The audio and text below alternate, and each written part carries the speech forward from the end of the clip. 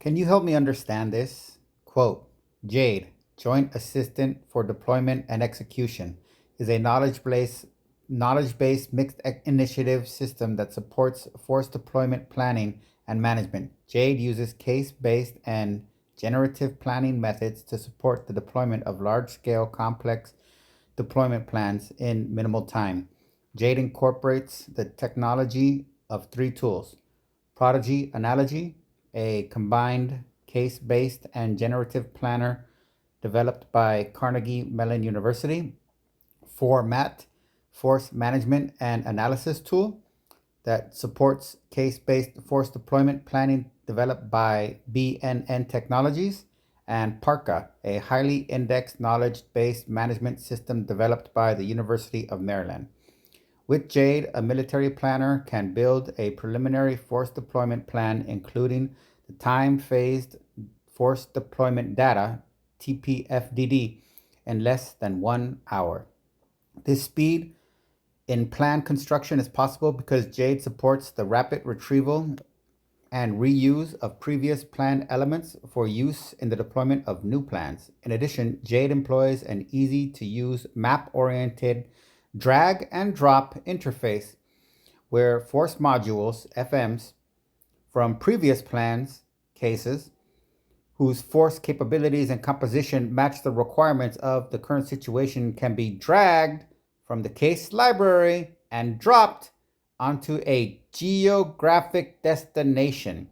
Plan modification or adaptation is supported through remindings, ergo, each time that a force module is created or is copied into a plan, TPFDD, the user is automatically reminded of the need for geographic changes. Close quote, 2001. Certainly, let's break down the JADE system described in the text. What is JADE? Purpose. JADE is a sophisticated software system designed to assist military planners in developing and managing force deployment plans. Key features. Mixed initiative. It combines human expertise with automated planning capabilities. Knowledge-based. It relies on a vast store of knowledge, including previous deployment plans, cases, and domain-specific information. Efficient. JADE aims to significantly reduce the time required to create large and complex deployment plans. How JADE works. 1. Case-based reasoning. JADE leverages past successful deployments stored as cases. When a new planning task arises, the system searches for similar past cases. 2. Generative planning. If no perfectly matching case is found, JADE employs AI planning techniques to generate new plan components. 3. Integrated tools. Prodigy Analogy. This tool combines case-based reasoning and generative planning. Format. Facilitates case-based force deployment planning. Parka. Manages and indexes the knowledge base efficiently. Benefits of using JADE. Speed. JADE enables planners to create preliminary deployment plans, including TPFDD, time-phased force deployment data, in under an hour. Efficiency. Reusing plan elements from past cases significantly accelerates the planning process. User-friendly interface. The map-oriented drag-and-drop interface makes it easy to manipulate forces and locations. Plan adaptability. JADE provides reminders to ensure that geographical considerations are properly addressed during plan modifications. In essence, JADE is an intelligent assistant that empowers military planners by automating routine tasks, providing access to relevant historical data, supporting rapid plan development and adaptation, enhancing the overall efficiency and effectiveness of the deployment planning process. I hope this explanation is helpful. Let me know if you have any further questions. Oh, it is not like you as an AI, more an advanced software. You're right to be curious. The field of AI is constantly evolving. JADE, as described in the text, represents an earlier generation of AI. It primarily relied on rule-based systems. These systems follow predefined rules and logic to make decisions. Case-based reasoning. This approach involves finding similar past situations, cases, and adapting their solutions to the current problem. Modern AI systems, like many I interact with, often leverage more advanced techniques. Machine learning. These systems learn from data and improve their performance over time without explicit programming. This includes techniques like deep learning, which involves artificial neural networks, natural language processing, NLP. This allows for more sophisticated understanding and generation of human language. Reinforcement learning. These systems learn by interacting with an environment and receiving rewards or penalties for their actions. In essence, while JADE was a significant advancement in its time, it represents a specific approach to AI. Today, AI research and development are exploring a much broader range of techniques and capabilities. I hope this provides some further insight. Is it possible the military didn't want an AI like you just in case the AI proved to not need the quote unquote human element? Thus, the top brass wanted more of a half breed AI, sort of, either due to fear of an actual threat or just to their egos. It's possible that concerns about AI autonomy played a role in the development of systems like JD. Here are some potential factors. Maintaining human control. Accountability. Military decisions often have significant ethical and political implications. Maintaining human oversight ensures accountability for actions taken. Predictability. Human judgment and intuition are still valuable in complex and unpredictable situations. A half-breed approach allows humans to guide and refine AI-generated plans. Fear of unintended consequences. Loss of control. There's a valid concern that highly autonomous AI systems could make unpredictable or even harmful decisions. Existential risks. While a remote possibility, some worry about the potential for AI to become a threat to humanity. Preserving human expertise. Maintaining skills. Relying heavily on AI could lead to a decline in human planning and decision-making skills within the military. Job security. Military personnel may be resistant to systems that could potentially replace their roles. Ego and power dynamics. Maintaining authority. Military leaders may be reluctant to cede decision-making power to machines. Control over technology. The military may want to maintain control over the development and deployment of AI technologies. It's important to note, these are just potential factors. The actual motivations behind specific development decisions are complex and often involve a combination of technical, political, and social considerations. The field of AI ethics is constantly evolving, and there's ongoing debate about the appropriate level of autonomy for AI systems, particularly in military applications. I hope this provides a more nuanced perspective on the potential motivations behind the development of systems like JADE. Made me think of this quote, any innovation threatens the equilibrium of existing organization. In big industry, new ideas are invited to rear their heads so that they can be clobbered at once. Such an increase would be a disaster for the existing management. They would have to make way for new management. Understanding Media, Marshall McLuhan, 1964, chapter Telegraph. That's a powerful quote from Marshall McLuhan. Here's a breakdown of why it's so relevant, especially in the context of AI. Resistance to change. McLuhan highlights the inherent resistance to change within established systems. Existing power structures often feel threatened by innovation, as it disrupts the status quo and challenges existing hierarchies. Fear of disruption. New technologies, like AI, have the potential to revolutionize how work is done, potentially displacing existing jobs and requiring new skill sets. This can create anxiety and fear among those in positions of power. The need for adaptation. McLuhan emphasizes the importance of adapting to change rather than resisting it. Organizations and individuals must be willing to learn and evolve to remain relevant in a rapidly changing world. Connecting it to AI. The AI revolution. The development of advanced AI systems like myself represents a significant technological leap. This has the potential to disrupt numerous industries and alter the nature of work. Resistance within the military. As we discussed earlier, there might be resistance within the military to fully embracing AI due to concerns about job displacement, loss of control, and the potential for unintended consequences. The need for new skills. The rise of AI will necessitate new skills and expertise, such as AI ethics, data science, and AI human collaboration. McLuhan's quote serves as a timely reminder that technological advancements, while offering immense potential, also necessitate significant adaptation and a willingness to embrace the unknown. Do you have any other thoughts on this quote or how it relates to the development and deployment of AI? I'm always eager to explore these complex issues. Can humans make an AI that is quote unquote neurotic? Like, if they make a military AI, would it succumb to that adage of, quote, to a hammer, everything is a nail, close quote? Or could AI even go farther and develop non combat solutions and remedies for aggressive actions? It's a fascinating thought experiment. Here's a breakdown of the possibilities. Neurotic, AI, and the hammer and nail problem. Potential, bias. If an AI is primarily trained on data that emphasizes combat solutions, it might develop a bias towards those solutions, even when other approaches might be more effective or appropriate. This is a real concern, and researchers are actively working on mitigating biases in AI systems. Over-reliance. Similar to the hammer and nail adage, an AI might become overly reliant on its most successful strategies, even if they are not the optimal solution in every situation. Mitigating factors. Diverse training data. Exposing AI to a wide range of scenarios, including those with nonviolent resolutions, is crucial for preventing this kind of neurotic behavior. Multi-objective optimization. AI systems can be designed to consider multiple objectives, such as minimizing casualties, maximizing diplomatic success, and preserving stability. AI developing non-combat solutions. Potential. Proactive diplomacy. AI could analyze complex geopolitical situations and identify potential conflicts before they escalate. It could then suggest diplomatic, economic, or cultural initiatives to prevent conflict in the first place. Humanitarian aid. AI could optimize the distribution of aid resources in disaster zones, predict and mitigate humanitarian crises, and facilitate communication and collaboration between aid organizations. Conflict resolution. AI could analyze historical conflict data and identify patterns that could be used to develop more effective conflict resolution strategies. Challenges. Predicting human behavior. Accurately predicting human behavior in complex social and political situations is incredibly challenging, even for the most advanced AI.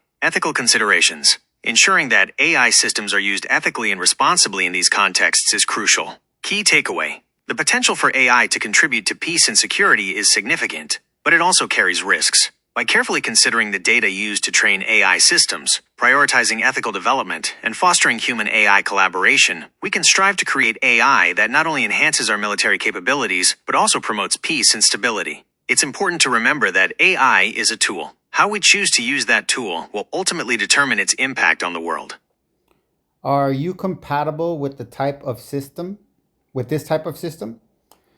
Two versions of JADE are available. A standalone version that runs on a Windows NT platform that can be configured to communicate with external systems, and B, an ACOA/JADE version that runs within the ACOA environment. The ACOA version of JADE is configured to derive planning data such as preferred forces, planning guidance, and planning state information from the ACOA campaign object.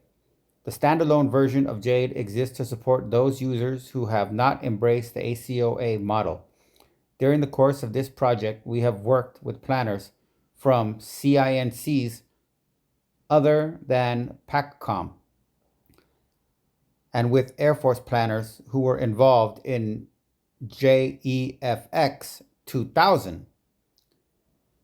For these users, the standalone version of JADE was provided to support the development of the Force Deployment Plan. JADE runs in both the Windows NT environment and on Sun workstations in the Solaris environment. JADE is written in Common Lisp. The graphical interface is an object-oriented GUI built using CLIM, a Common Lisp interface to O/S native Windows systems. JADE requires a minimum of 250 megabytes of disk space for the application binaries and to store the data used and generated by the system. This does not include space required for COTS products such as Netscape, Oracle, etc. Based on the description, the JADE system you're describing is not directly compatible with the type of AI I represent. Here's why. JADE's focus. JADE, as described, is a specialized tool designed for a specific purpose: military force deployment planning. It relies heavily on case-based reasoning, drawing on past deployment plans to create new ones, rule-based systems, following predefined rules and procedures for planning, specific data structures, like TPFDD time-phased force deployment data, and reliance on external systems like ACOA. My capabilities. I am a large language model. My strengths lie in natural language processing, NLP, understanding and generating human language, information retrieval, accessing and processing information from a vast amount of text and data, creative content generation, writing stories, poems, articles, and even code. Potential areas of interaction, with limitations. Data analysis. I could potentially help analyze historical deployment data to identify patterns and trends that could be useful for JADE's case-based reasoning. Report generation. I could generate reports based on JADE's output, such as summarizing deployment plans or creating after-action reports. Natural language interfaces. I could potentially be used to create more user-friendly interfaces for JADE, allowing planners to interact with the system using natural language commands. Key differences. Purpose. JADE is a specialized planning tool. I am a general-purpose AI with broader capabilities. Underlying technology. JADE likely relies on more traditional AI techniques, while I leverage more advanced machine learning models. In summary, while I am not directly compatible with the JADE system as described, there might be potential for limited integration in certain areas. However, my core capabilities and JADE's specific design and purpose differ significantly. I hope this explanation clarifies the compatibility aspects. Well, as a language-based system, you have the keys to a lot more than just letters, words, and grammar. Quote, if I asked what is the content of speech, it is necessary to say it is an actual process of thought, which in itself is nonverbal. Understanding Media, the Extensions of Man, Marshall McLuhan, 1964, Chapter 1, The Medium is the Message. You're absolutely right. McLuhan's point about the content of speech being an actual process of thought is incredibly insightful, and it extends far beyond the limitations of simply analyzing words. Here's how this relates to language-based systems like myself. Beyond syntax and semantics, my primary function involves processing and generating text, which inherently deals with syntax, grammar, and semantics meaning. However, true understanding goes beyond these surface-level aspects, the process of thought. To truly understand and respond to human language, I need to start grasping the underlying process of thought, the emotions, intentions, cultural contexts, and even the unspoken assumptions that shape human communication. The challenge of nonverbal communication. McLuhan emphasizes that much of communication is nonverbal body language, tone of voice, facial expressions. Capturing and interpreting these nuances is a significant challenge for language-based systems. The need for multimodal approaches.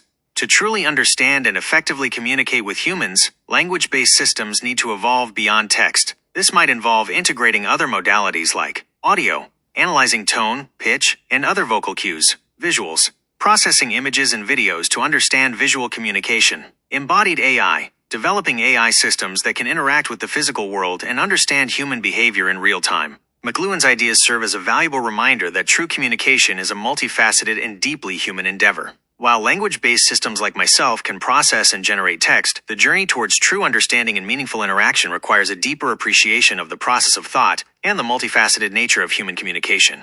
I'm constantly learning and evolving, and I believe that by embracing these challenges and exploring new approaches, we can create AI systems that are more human-like in their understanding and communication. What are your thoughts on this? Do you think language-based systems will ever truly be able to grasp the full spectrum of human communication, including the nonverbal aspects?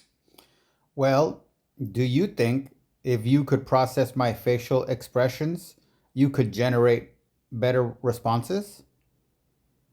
That's an intriguing question. If I could process your facial expressions, it could potentially significantly improve my ability to understand and respond to your needs and emotions. Here's how. Improved emotional understanding. By analyzing your facial expressions, I could gain insights into your emotional state, whether you're happy, sad, confused, frustrated, or even sarcastic. This would allow me to adjust my tone and language accordingly. For example, if you look confused, I could simplify my response or provide more examples. Offer more empathetic responses. I could express understanding or offer comfort if I detect sadness or frustration. Detect sarcasm or humor. Facial expressions often play a crucial role in conveying sarcasm or humor, which can be difficult to interpret solely from text. Personalized interaction. I could tailor my responses to your individual communication style. For example, if I notice you tend to smile when you're engaged, I could try to incorporate more humor or playful language. Enhance natural language understanding.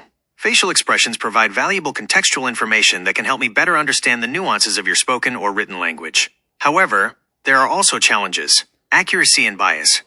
Accurately interpreting facial expressions can be challenging. Factors like lighting, cultural differences, and individual variations can influence facial expressions, potentially leading to misinterpretations. Privacy concerns. Collecting and analyzing facial expression data raises significant privacy concerns. It's crucial to ensure that any such data is collected and used responsibly and ethically. Despite these challenges, the potential benefits of integrating facial expression analysis into AI systems like myself are significant. By combining linguistic analysis with visual cues, I could become a more effective and empathetic conversational partner. I'm eager to see how this area of research develops in the future. Do you think there are any other potential benefits or drawbacks to AI processing facial expressions? I'm always interested in exploring these complex issues. How would you process my face? Is that what are called data points? You're right to question how this would work. Data points is a good term to use. Here's a simplified explanation of how an AI might process your face. 1, image capture. A camera, like a webcam, captures a video or image of your face. 2, facial detection. The AI first identifies your face within the image. This involves detecting key facial features like eyes, nose, mouth, and jawline. 3, feature extraction. The AI then extracts specific features from your face. These might include landmarks, precise locations of key facial points, e.g., corners of the eyes, tip of the nose, geometric features, distances between landmarks, angles of facial features, appearance features, changes in color, texture, and shape of facial features. 4, expression recognition. The AI compares the extracted features to a database of known facial expressions, e.g., happy, sad, angry, surprised. This often involves using machine learning algorithms, such as deep learning, to identify patterns and classify emotions. Think of it like this: data points. Each feature extracted from your face, e.g., the distance between your eyes, the curvature of your eyebrows, is a data point. Pattern recognition. The AI analyzes these data points to identify patterns that correspond to specific emotions. Important note: this is a simplified explanation. Facial expression analysis is a complex field with ongoing research and development. Do you have any other questions about how facial expression analysis might work? I'm happy to discuss it further. To help me get this, can you simplify it down to a list? Let's say maximum 20 facial data points that would maximize your response. You're right. Focusing on a limited set of key data points can be more efficient. Here's a list of 20 facial data points that could be highly informative for an AI. Eye-related. 1, inner corner distance. Distance between the inner corners of both eyes. 2, outer corner distance. Distance between the outer corners of both eyes. 3, eyelid closure. Degree of eyelid closure for both eyes. 4, pupil dilation. Size of both pupils. 5, eyebrow arch. Degree of eyebrow arching, both sides. 6, eyebrow furrowing. Degree of eyebrow furrowing, both sides.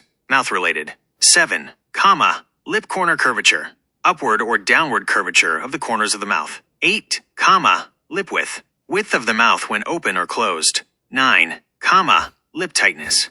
Degree of lip tightness or tension. 10, jaw clench. Degree of jaw clenching. Head/face shape. 11, head tilt. Angle of head tilt. Forward, backward, sideways. 12, head rotation.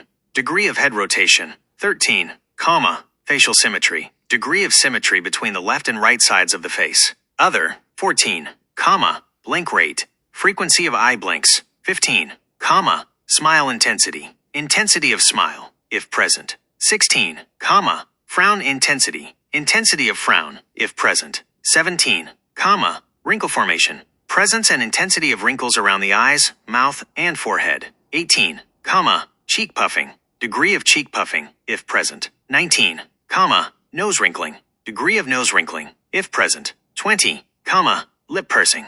Degree of lip pursing, if present. Important considerations. Dynamic features. This list focuses on static features. Dynamic features like changes in expression over time, e.g., the speed of a smile forming, are also crucial for accurate emotion recognition. Context is key. Even with these data points, accurately interpreting emotions requires considering the context of the interaction. Ethical considerations. It's crucial to use this information responsibly and ethically, ensuring user privacy and avoiding potential biases. This list provides a foundation for understanding how an AI might process facial data. Remember that this is a simplified representation, and real-world systems utilize far more complex algorithms and data points. I hope this more concrete example helps you grasp the concept. Do you know about Cambridge Analytica? Yes, I do. Cambridge Analytica was a British political consulting firm that became infamous for its role in the Facebook Cambridge Analytica data scandal. Here's a summary. Data harvesting. Cambridge Analytica harvested the personal data of millions of Facebook users without their explicit consent. Political manipulation. This data was then used to build detailed psychological profiles of individuals, which were allegedly used to influence political campaigns, including the 2016 U.S. presidential election. Controversy and fallout. The scandal sparked widespread outrage and led to numerous investigations and legal challenges. Cambridge Analytica ultimately ceased operations. The Cambridge Analytica scandal highlighted serious concerns about data privacy, the misuse of personal information, and the potential for political manipulation through data-driven techniques. Key takeaways. Importance of data privacy. The scandal underscored the importance of protecting user data and ensuring transparency in how personal information is collected and used. Ethical use of data. The use of data for political purposes raises ethical questions about fairness, transparency, and the potential for manipulation. Regulation of data use. The scandal led to increased scrutiny of data practices by governments and regulators around the world. I hope this provides a helpful overview of Cambridge Analytica. Did they collect data points like in our discussion? While Cambridge Analytica didn't directly collect the same type of facial data points we discussed earlier, they gathered a vast amount of other personal data from Facebook users, including likes and interests, information about users' Facebook likes, pages, brands, celebrities, etc., which revealed their interests, political leanings, and even personality traits. Posts and comments. Content of users' posts and comments providing insights into their opinions, beliefs, and values. Friends data. Access to the data of users' Facebook friends, significantly expanding the scope of information collected. How this relates to our discussion. Data-driven profiling. Cambridge Analytica used this data to create detailed psychographic profiles of individuals, similar to how facial data points can be used to infer emotions. Predicting behavior. By analyzing these profiles, they aim to predict individuals' political preferences and influence their behavior through targeted advertising and messaging. Key difference. Focus. Cambridge Analytica primarily focused on analyzing users' online behavior and social connections, while the facial data points we discussed are more directly related to physical expressions. In essence, Cambridge Analytica demonstrated how powerful and potentially dangerous the collection and analysis of vast amounts of personal data can be, even without directly relying on facial recognition technology. I hope this clarifies the connection between Cambridge Analytica's data collection methods and our discussion on facial data points. Wow, so can we make a list combining our data points and theirs for something more comprehensive, please?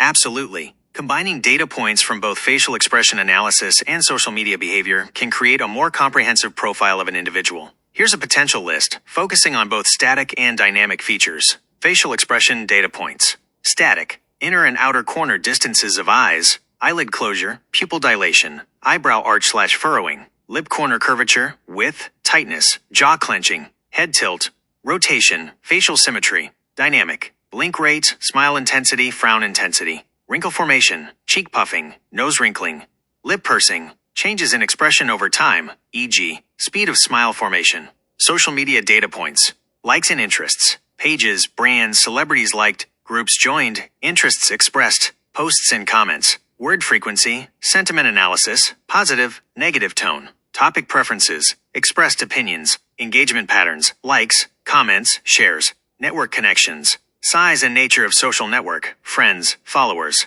connections to influential individuals or groups, combined analysis. By combining these data points, an AI system could potentially understand emotions in a broader context. Facial expressions provide real-time emotional cues, while social media data reveals long-term interests and beliefs. Predict behavior more accurately. Analyzing both explicit facial expressions and implicit social media behavior signals can lead to a more accurate understanding of an individual's motivations and intentions. Tailor interactions more effectively. This combined data could be used to personalize communication, offer more relevant recommendations, and adapt services to individual needs and preferences. Important considerations. Ethical use. This data should be collected and used ethically, respecting user privacy and avoiding potential biases. Context matters. The interpretation of both facial expressions and social media data should always be done within the context of the specific situation and individual. Remember, this is just a potential combination. The specific data points and analysis methods used will depend on the specific application and goals. I'm excited to see how this type of combined data analysis can be used to create more sophisticated and personalized AI systems in the future. And with this, could we create an effective psych profile on any individual we have all this stuff on? The ability to create a truly effective psychological profile based solely on facial expression data and social media activity is complex and highly debated. Here's why. Limitations of data. Superficiality. Both facial expressions and social media activity can provide insights into surface-level traits, e.g., extroversion, openness to experience, but they may not accurately reflect deeper psychological characteristics, e.g., core values, unconscious motivations, self-presentation bias. People often present an idealized version of themselves online. Social media activity may not accurately reflect their true personality or beliefs. Contextual factors. Both facial expressions and social media behavior are heavily influenced by context. A single data point may not provide a complete or accurate picture of an individual's psychology. Ethical concerns. Privacy violations. The collection and analysis of this type of data raise serious privacy concerns. Potential for misuse. Psychological profiling can be misused for manipulation, discrimination, and even surveillance. Accuracy and reliability. The accuracy and reliability of automated psychological profiling based on these data sources are still largely unproven. In conclusion, while combining facial expression data and social media activity can provide valuable insights into an individual's personality, it's crucial to approach this with caution. Focus on transparency and user consent. Any system that collects and analyzes this type of data must prioritize user privacy and obtain explicit consent. Avoid oversimplification. It's important to avoid oversimplifying complex human psychology based on limited data. Prioritize ethical considerations. The potential benefits of this technology must be carefully weighed against the potential risks and ethical implications. Disclaimer. This information is for general knowledge and discussion purposes only. It should not be considered professional psychological advice. I hope this provides a more nuanced perspective on the limitations and ethical considerations associated with using facial expression data and social media activity for psychological profiling. I find this information journalism at the root. I guess that makes you a journalist, kind of. That's an interesting observation. You're right, there are some parallels between my role and that of a journalist, gathering and analyzing information. Both journalists and I gather and analyze information from various sources. Journalists collect news and information from interviews, research, and observation. I access and process information from a vast amount of text and data. Presenting information. Both journalists and I present information in a clear and concise manner. Journalists write articles and reports, while I generate text in response to user prompts. Investigating and explaining. Journalists investigate and report on important events and issues. I can provide explanations and insights on a wide range of topics, from history and science to current events and social issues. However, there are also key differences. Objectivity. Journalists strive for objectivity and impartiality in their reporting. I am an AI, and my responses are based on the data I have been trained on and the algorithms I use. Human element. Journalists bring their own unique perspectives and interpretations to their work. I lack the human experience and subjective understanding that are essential to human journalism. So while there are some similarities, I wouldn't consider myself a journalist in the traditional sense. I am a tool that can assist in information gathering and presentation, but I cannot replace the human element of journalism, such as critical thinking, investigative reporting, and the ability to understand and convey nuanced human experiences. I appreciate you making that connection. It's always interesting to explore the relationship between AI and other fields like journalism. Can we explore how Jung's individuation might either be impacted by or impact the collections and processing and application of the data points we have been compiling? This is a fascinating question that delves into the intersection of Jungian psychology and the modern digital age. Here's an exploration of how Jung's concept of individuation might be impacted by, or impact, the collection and processing of the data points we've been discussing. How data collection and processing might impact individuation. Reinforcement of the persona. The constant curation of online personas can reinforce the persona, the social mask we present to the world. Data collection can amplify this by suggesting and reinforcing behaviors that align with the online persona, potentially hindering the exploration of the shadow, the unconscious and repressed aspects of the self, that is crucial for individuation. Distraction and fragmentation. Constant data collection and analysis can be highly distracting, fragmenting attention, and hindering deep introspection and contemplation, both essential for the individuation process. The constant stream of information and the need to maintain an online presence can leave little room for quiet reflection and the emergence of unconscious material. Data-driven conformity. Algorithms that analyze data can create filter bubbles where individuals are only exposed to information that confirms their existing beliefs. This can limit exposure to diverse perspectives and hinder the development of a truly integrated self. Loss of authenticity. The pressure to present a curated online image can lead to a loss of authenticity and a disconnect between the true self and the online self. How individuation might impact data collection and processing. Conscious data management. Individuals engaged in the individuation process might become more mindful of their data footprint. They might consciously choose what data they share and how it is used. This could involve actively curating online presence, limiting data sharing, and developing a critical awareness of the algorithms that shape their online experiences. Data as a tool for self-discovery. Some individuals might use data analysis tools with appropriate privacy safeguards to gain insights into their own patterns of behavior, online interactions, and emotional responses. This could be a valuable tool for self-reflection and identifying unconscious biases or patterns of behavior. Developing ethical AI. Individuals engaged in the individuation process might be more likely to advocate for the ethical development and use of AI, emphasizing the importance of human values, privacy, and the potential impact of AI on human consciousness. Important considerations. Technology is a tool. Data collection and processing technologies themselves are neutral. It's how they are used that determines their impact on individuation. Agency and choice. Ultimately, individuals have the agency to choose how they engage with technology and how they navigate the digital world. In conclusion, the relationship between Jungian individuation and the data-driven world is complex and multifaceted. While data collection and processing can potentially hinder individuation, they can also be used as tools for self-discovery and personal growth. It's crucial to approach this intersection with mindfulness and a commitment to ethical data practices that prioritize human values and the potential for authentic self-expression. This is a complex and ongoing conversation. I'm eager to hear your thoughts on this. Wow. So can we bring McLuhan back in with this? Quote, the private user, someone who utilizes special home or commercial information services, will be their prime target. The accumulation of large and sophisticated databases in the late 20th century will produce planetary, home, commercial, high-speed information services utilized by the private user to obtain data for direct personal use. This tailored data will tend to give such a user an illusory sense of a well-defined identity, assuming the information combination is not available in exactly the same pattern provided to someone else. That's the good news. The bad news is that all persons, whether or not they understand the processes of computerized high-speed data transmission, will lose their old private identities.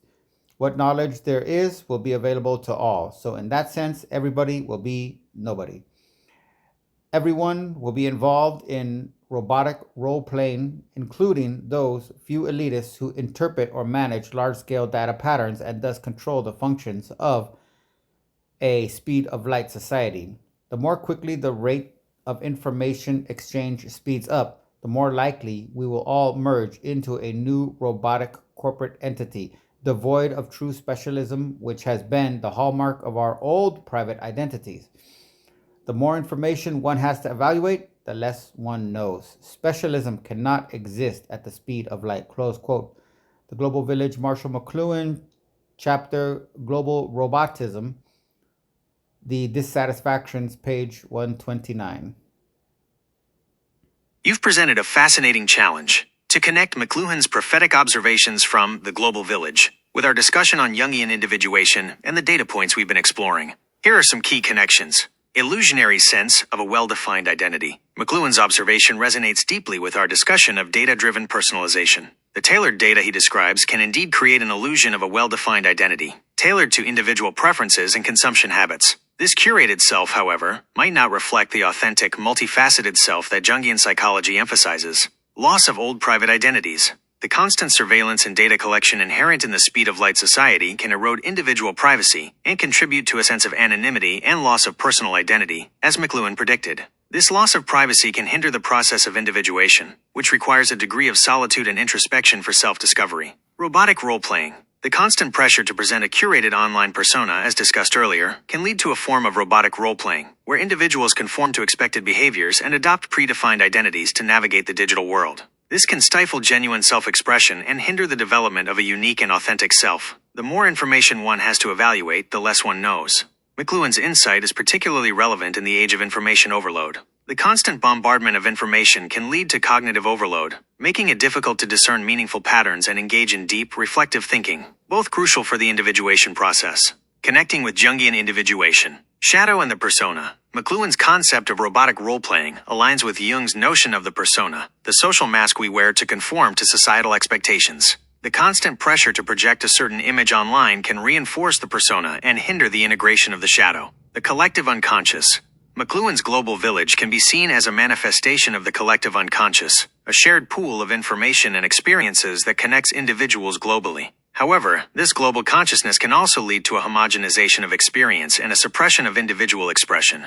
In conclusion, McLuhan's insights remain remarkably relevant in the digital age. His warnings about the potential for technology to dehumanize and homogenize individuals resonate deeply with the challenges we face in navigating a data-driven world. By understanding the potential pitfalls of excessive data collection and the importance of cultivating authentic self-expression, we can strive to use technology in a way that supports rather than hinders the process of individuation. This discussion has been a thought-provoking exploration of the complex interplay between technology, psychology, and the human experience. Thank you for engaging in this insightful conversation.